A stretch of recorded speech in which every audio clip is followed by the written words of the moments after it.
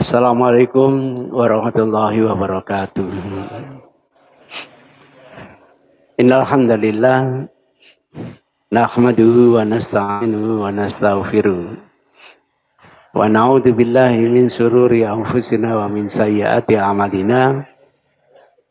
May yahdihillahu fala mudhillalah wa may yudlil fala hadiyalah. Wa nusalli wa nusallim ala hadha nabiyil karim wa ala alihi wa sahabatihi wa man ihtada bihadi ila yaumiddin. Rabbi israh li sadri wa yassir li amri wa hlul 'uqdatam min lisani yafqahu qawli, amma ba'du. Saya lanjutkan dulu tentang manasik haji sebelum dialog interaktif. Hatta atal Muzdalifah, sehingga Rasul sampai di Muzdalifah. Fasalla bihal maghriba wal isya'a, lalu Rasul melaksanakan sholat di Muzdalifah itu maghrib dan isya di jamak takhir bi adzanin wahidin, dengan sekali adzan, wa iqomataini, dengan dua iqomat. Sampai di sini sudah tuntas kita jelaskan. Jadi adzannya cukup sekali, qomatnya dua kali. Qomat pertama untuk sholat maghrib, qomat yang kedua untuk sholat isya di jamak dan di qashar. Tertibnya biasa, maghrib dulu baru isya, walaupun jamak ini adalah jamak takhir. Walam yusabbih bainahuma syai'an. Yusabbih di sini bukan bertasbih, bukan membaca tasbih, tapi tidak melaksanakan sholat sunnah. Nah, sholat sunnah itu sering diterjemahkan dengan yusabbih. Walam yusabbih, dan Rasulullah tidak sholat sunnah bainahuma, antara keduanya, baik maghrib maupun isya, syai'an, jadi tidak diselingi dengan qobliyah, juga tidak diselingi dengan ba'diyah. Setelah itu summa ittaja'a, lalu beliau tidur berbaring Rasulullah sallallahu alaihi wasallam hatta, sehingga tatlu al-fajru, terbitnya fajar. Tentu yang dimaksud adalah fajar shadiq. Dalam hadis riwayat yang lain, misalnya dari Aisyah, ternyata apa? Tengah malam itu Rasul mengizinkan kepada orang-orang yang tidak kuat dari kalangan laki-laki maupun wanita untuk mendahului pergi ke Mina setelah tengah malam. Maka bagi bapak ibu yang punya pengalaman ibadah haji, portal dari Muzdalifah ke Mina itu ditutup sedemikian rupa. Tidak boleh melanjutkan perjalanan dari Muzdalifah ke Mina, kecuali kalau sudah datang tengah malam. Maka portal itu dibuka, jamaah yang merasa tidak kuat, tidak bisa mabit di Muzdalifah sampai fajar, dipersilakan untuk langsung pergi ke Mina. Maka ada cara di antara teman-teman KPUH itu, KPIH itu, bagaimana caranya bis ini tidak menunggu lama di Musdalifah. Berangkat dari Arafahnya itu ditunda, gitu. Berangkat dari Arafahnya ditunda, biar tidak berjubel, karena biasanya maghrib itu padatnya luar biasa. Sehingga apa yang terjadi, berangkatnya agak malam, kemudian bisnya diberhentikan sejenak di Musdalifah, entah setengah jam, entah 2 jam secara simbolik, mabit di situ, kemudian perjalanan dilanjutkan ke Mina karena portal sudah dibuka. Itu caranya mensiasati. Sebab kalau jamaah turun kemudian meninggalkan bis, khawatir nanti mengumpulkannya itu terlalu sulit. Hanya saja Rasul berpesan kepada teman-teman yang tengah malam ini meninggalkan Musdalifah menuju Mina untuk tidak langsung lempar jumroh Aqobah sampai setelah sholat subuh pada tanggal 10 bulan Dzulhijjah. Jadi begitu, diizinkan tengah malam untuk tidak mabit di Mina sampai subuh, langsung menuju ke Mina.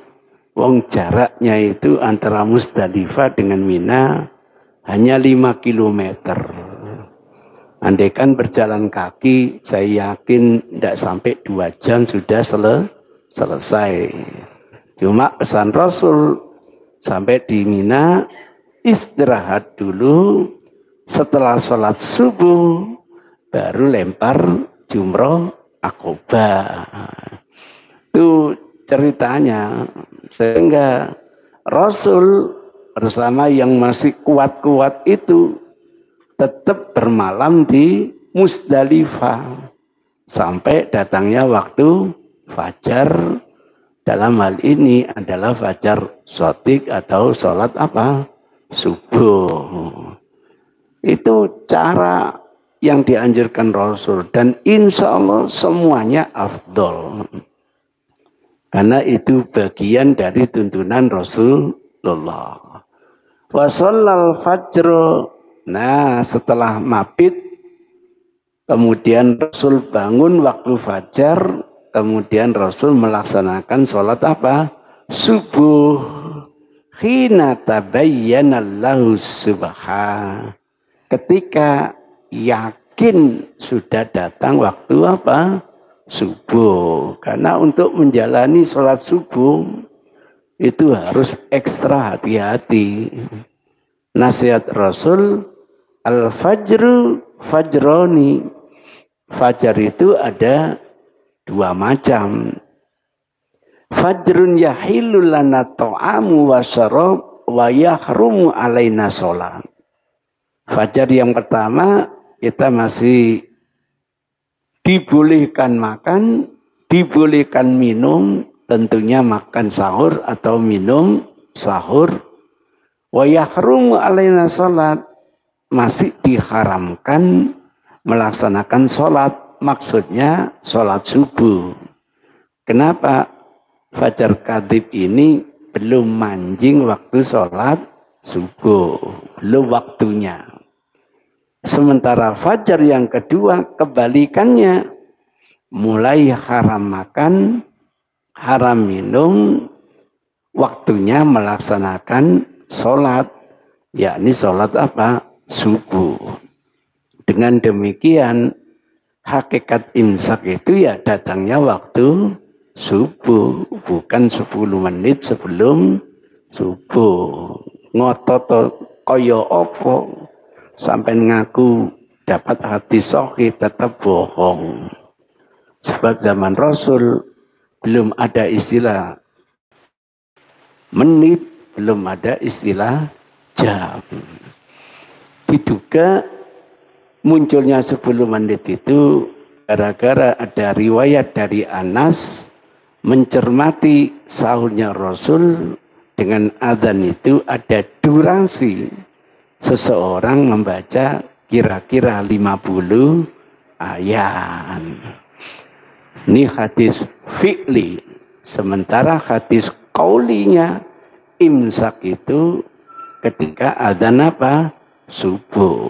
Di mana-mana kalau ada hadis fi'li, ada hadis qauli, yang dikedepankan bukan hadis fi'li tetapi hadis qauli. Mungkin itu dibawa makna kehati-hatian.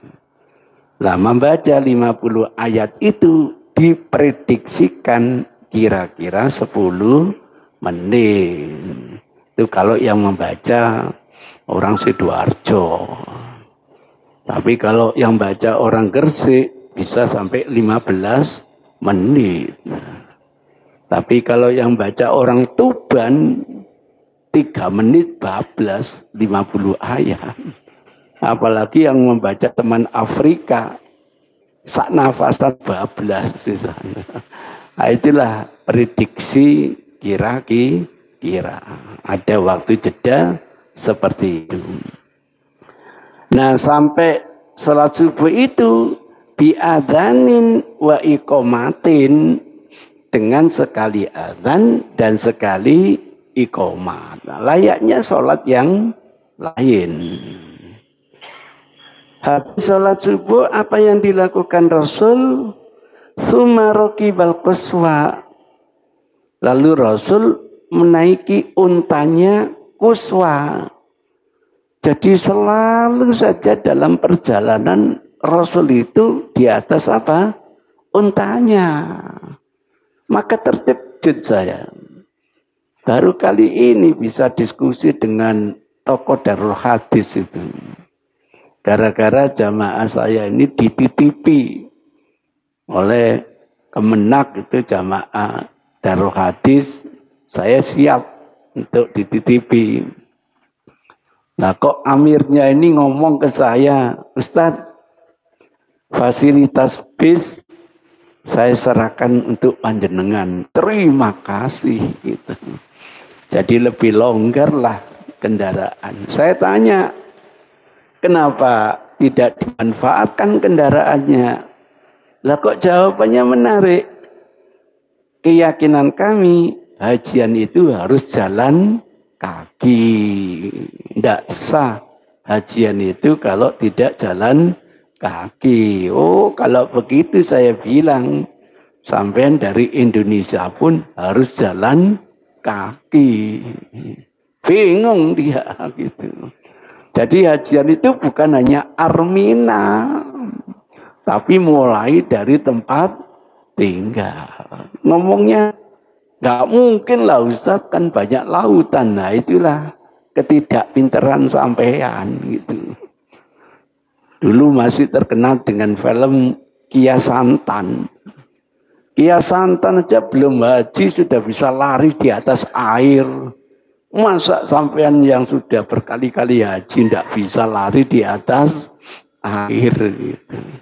Doktrin dari mana? Tidak saji kalau kendaraan itu.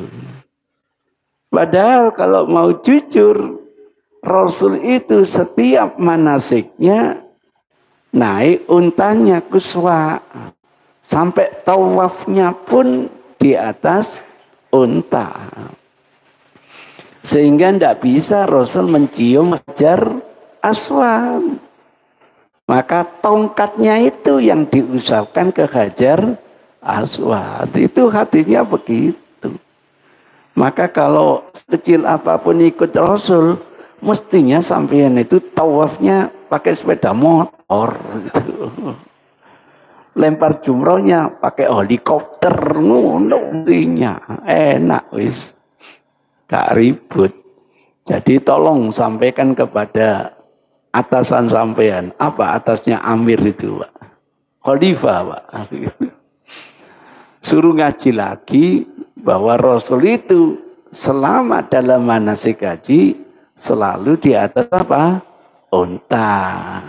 Wukuf saja di atas unta. Oleh ulama ini termasuk khususiyah. Kenapa? Karena bayangkan Rasul bersama 200.000 sahabat. Biar unggah-ungguh Rasul hajinya itu bisa dilihat banyak orang, maka Rasul mengerjakan manasiknya di atas unta. Sehingga semua jamaah bisa mengikuti bagaimana tawafnya Rasul, bagaimana wukufnya Rasul, sampai sekarang bagaimana nanti Rasul wukuf kedua. Nah, ini kelanjutannya ini. Suma raqibal quswa, kemudian Rasul menaiki untanya Quswa hatta atal mas'arul haram, sehingga beliau mendatangi tempat gundukan yang dikenal dengan Mas'aril Haram. Inilah Bapak Ibu tempat wukuf umat sebelum Nabi Muhammad. Mulai zaman Nabi Ibrahim sampai zaman Nabi Isa alaihi salam.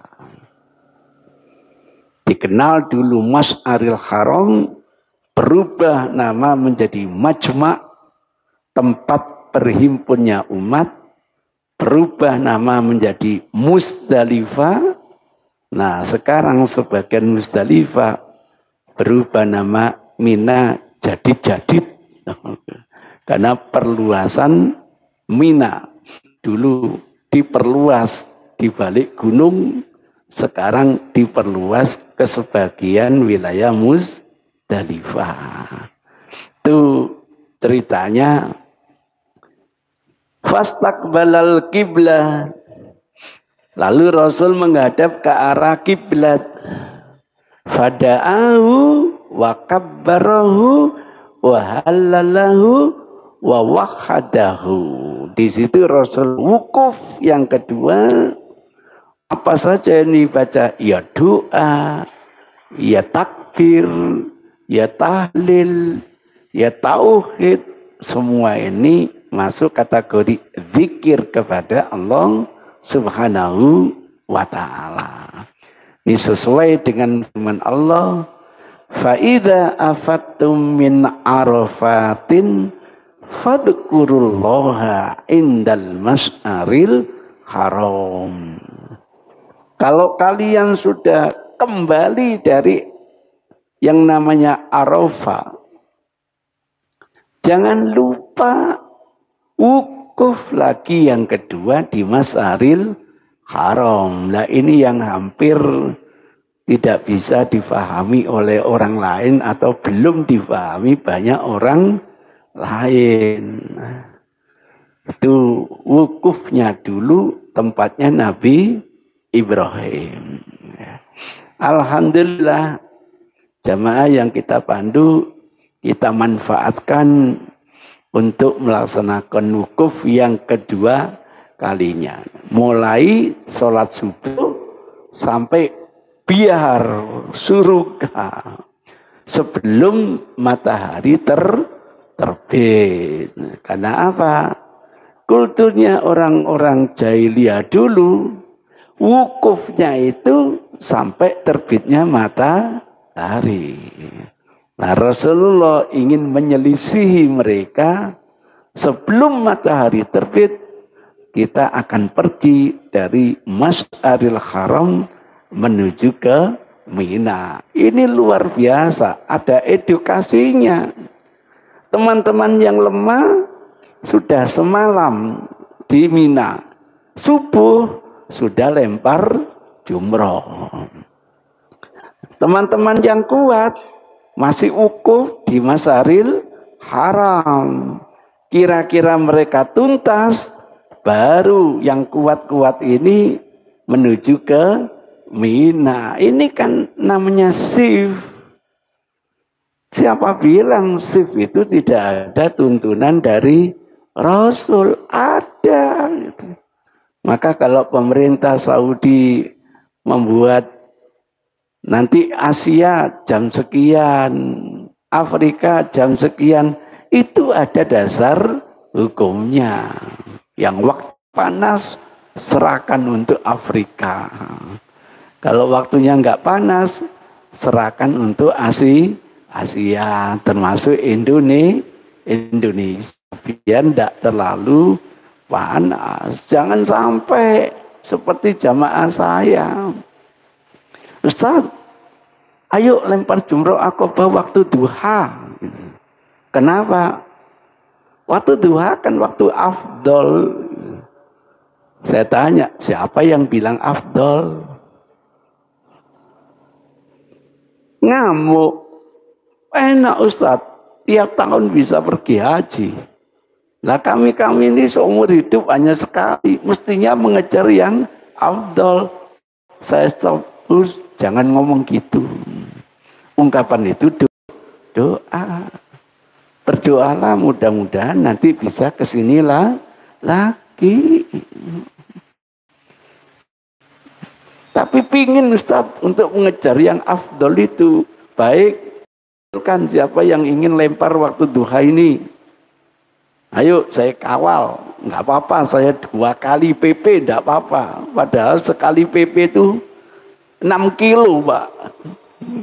Perjalanan berangkat 3 kilo, pulangnya 3 kilo. Kan di Musdalifah, Pak. Walaupun pojoknya Musdalifah. Akhirnya dihadang oleh askar, oleh polisi. Indonesia, belum waktunya. Tak boleh masuk. Wah. Akhirnya saya bilang ke teman-teman, gimana? Kita tidak boleh masuk area lempar jumroh. Bertahan di sini atau pulang saja? Pulang aja Ustaz. Nah, pulang lagi. Itulah ceritanya. Jadi merasa mengejar yang afdol, malah 2 kali PP, ya kasihan. Itu ceritanya. Nah, kami ini sebagai pemandu itu kan bagaimana berupaya untuk menyenangkan jamaah gitu. Tidak apa-apa saya bilang 2 kali PP tidak apa-apa. Yang penting sampean puas gitu. Akhirnya tidak bisa. Itu gambarannya begitu Bapak Ibu. Enggak. Ketika kita bersama Rasul ada di Mina, tidaklah muncul pertanyaan kepada Rasul mendahulukan dan mengakhirkan amalan.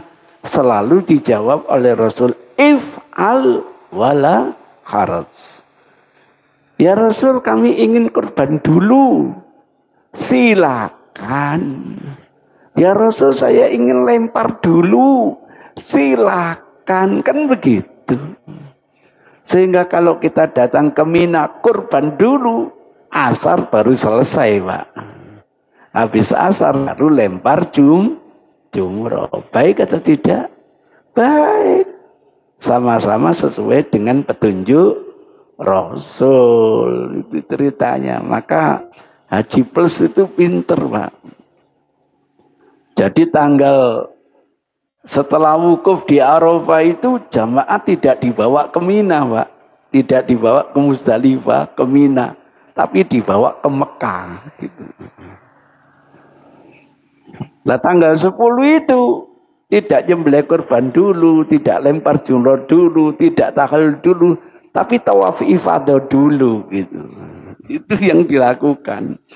Jadi jamaah sibuk di Mina. Mereka menikmati sholat Idul Adha sama tawaf ifadah terlebih dahulu. Saya tanya, habis tawaf ifadah kan ada tahallul. Nah sampai tahallul apa? Tidak tahallul. Oh ya sudah. Gitu. Baik tahallul langsung kubro gitu. Itu ceritanya. Tuh kiat-kiat memahami tuntunan dari Rasul. Tidaklah Rasul ditanya mendahulukan dan mengakhirkan, kecuali Rasul selalu menjawab if'al wala haraj. Falam yazal waqifan, dan terus Rasul wukuf di Mas'aril Haram ini hatta isfarra jiddan, sampai suasananya betul-betul menguning sebelum terbitnya matahari.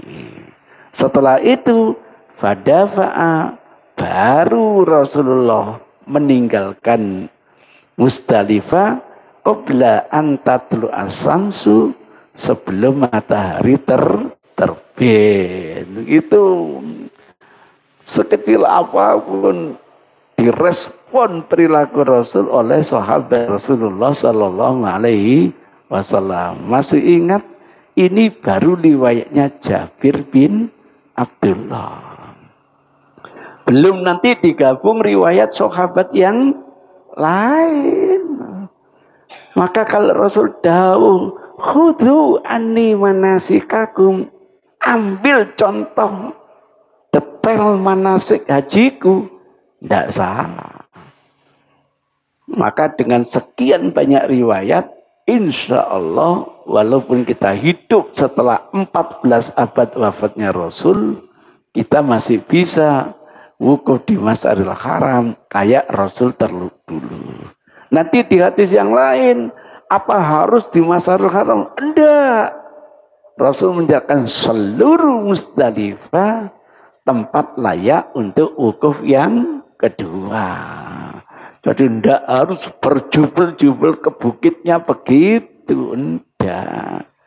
Sayang kita baru dapat dari informasi seorang sahabat. Itu sejak dulu saya ingatkan, indah kalau hadis itu direkrut dari sekian banyak sahabat, nanti saling mengisi informasi itu.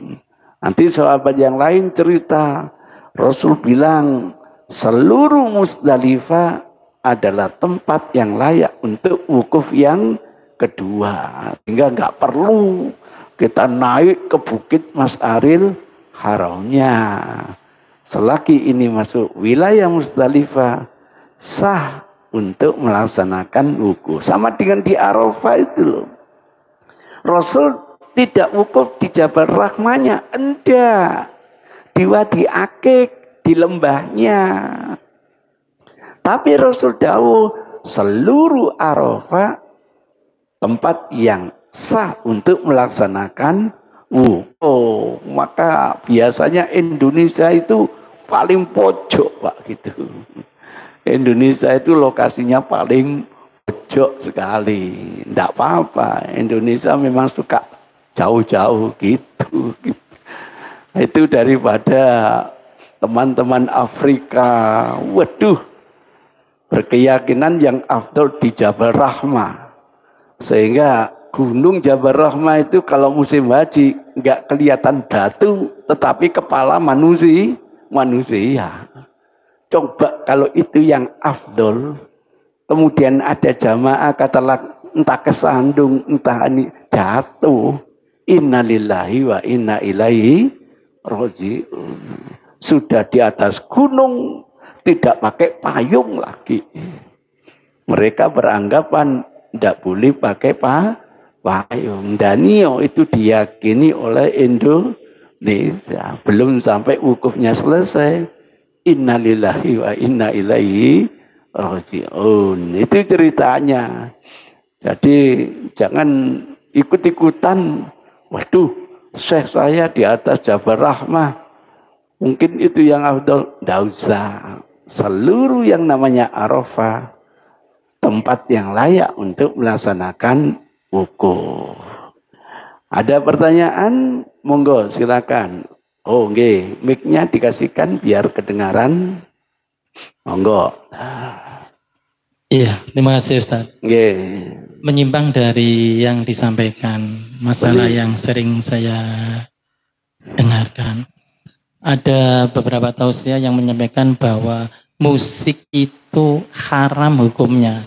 Dan katanya ada larangan dalam Al-Quran maupun hadis. Tapi saya belum pernah mendengar bagaimana hadis atau ayat yang melarang tentang musik. Terima kasih Ustaz. Saya juga dapat videonya itu. Diharamkan berdasarkan Quran, berdasarkan hadis. Di video begitu. Sejauh saya baca Quran, kok belum nemukan ya. Yang saya temukan itu bahasanya lahwal hadis gitu. Saya coba, saya cari yang di dalam Al-Quran. Kalau hurimat alaikum musiko, kok gak pernah debat ya. Setahu saya ada ayat misalnya lahwal hadis. Lahwa. Gini aja ya. Insya Allah ketemu. Inna hadza lahwal qasas, bukan. Lahwa khair, bukan. Lahwa khair, bukan. Lahwal ghani, bukan. Lahwal aziz, lahwa. Bukan lahwa, lahwa. Karena tulisannya sama. Ini ada enggak? Lahwa, bukan lahwa, lahwa. Rabbuka lahwa. Lahwal aziz. Lahwal aziz. Lahwal aziz. Lahwa aziz. Lahwa aziz. Lahwal fadlul mubin. Ilallah wan la'iban. Sesungguhnya kehidupan dunia itu adalah dunia main-main. Ini kan. Inilah wal hadis.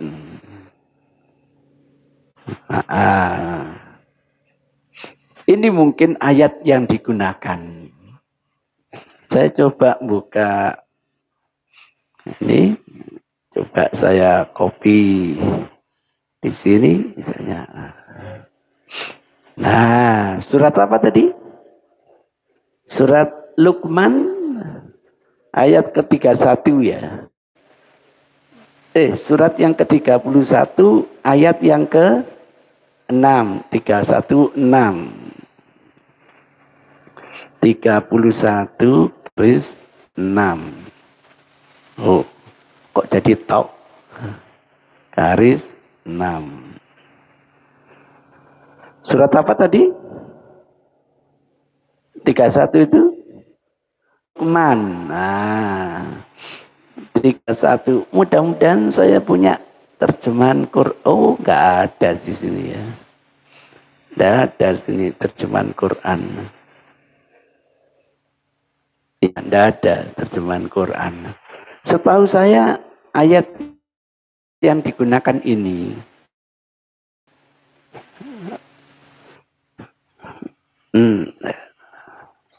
tuh, mana tadi?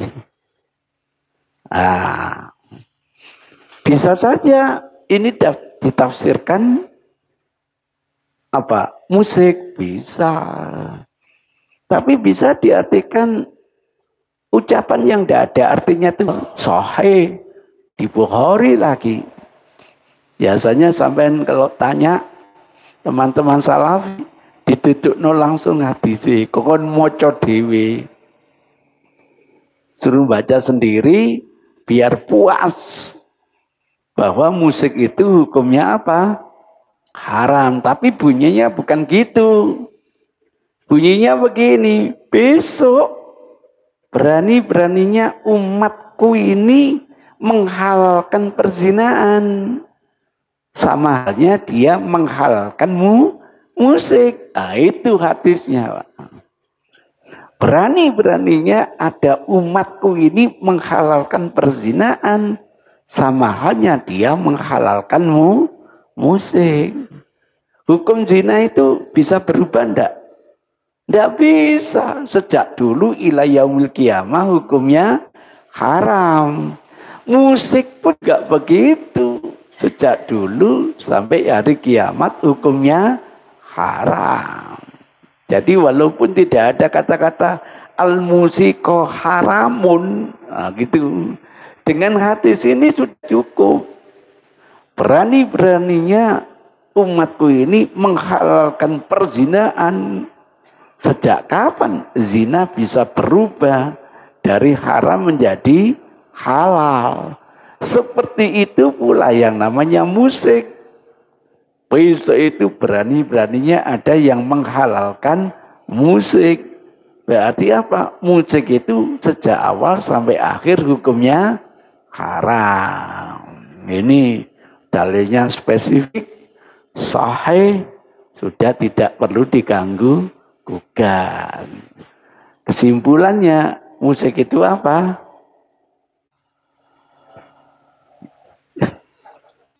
Kok nggak berani? Jadi ada cerita, supir ini jemput Pak Yai. Lah supir ini sukaannya musik, dibuka musik yang namanya musik dangdut, dimatikan langsung, tep, gitu. Oh Ustadz nggak suka dangdut, diganti pop, langsung dipateni, tep. Oh nggak suka pop, diganti yang lain dipateni. Oh, daripada ribut, waktu ngaji tanya, gitu loh. Kenapa tadi kalau saya musik ini baru ditunjukkan dalilnya ini. Oh, kalau gitu musik itu hukumnya haram. Terus HP-nya bunyi, tulit tulit tulit tulit tulit, gitu. Lah supirnya tanya, Ustadz, itu HP-nya full musik, gitu. Ustadznya bilang, ini enggak musik. Apa Ustadz? Bel. Oh ya kalau gitu musik dangdut anggap bel aja gitu. Maksud saya gini Bapak Ibu, kalau ada di antara kita yang punya komitmen mengharamkan musik, silakan. Tapi kalau ada tetangga main musik, kayak Mr. Bean gitu loh. Ambil supet, kaos kaki, masukkan ke telinga, gitu. Jangan datang ke tetangga, musiknya dipateni, ojo, gitu. Tetangganya punya gawe, ngamuk, gara-gara musik haram, dipateni, gitu. Ojo, gitu. Mungkin tetangganya tidak mengharamkan apa? Musik. Mungkin begitu. Jadi kalau sampean sudah mengharamkan, monggo. Sampean sumpet telinga sampean, ben gak krungu apa? Musik. Ini yang saya sering katakan, Eman sudah ngaji hadis, tapi kok masih parsial. Ditemukan sekian banyak hadis yang menghalalkan adanya musik. Misalnya, sudah azan ini. Oh, Masya Allah. Ya, mohon maaf. Saya akhiri. Insya Allah saya lanjutkan besok. Billahi hidayah wa taufik. Assalamualaikum warahmatullahi wabarakatuh.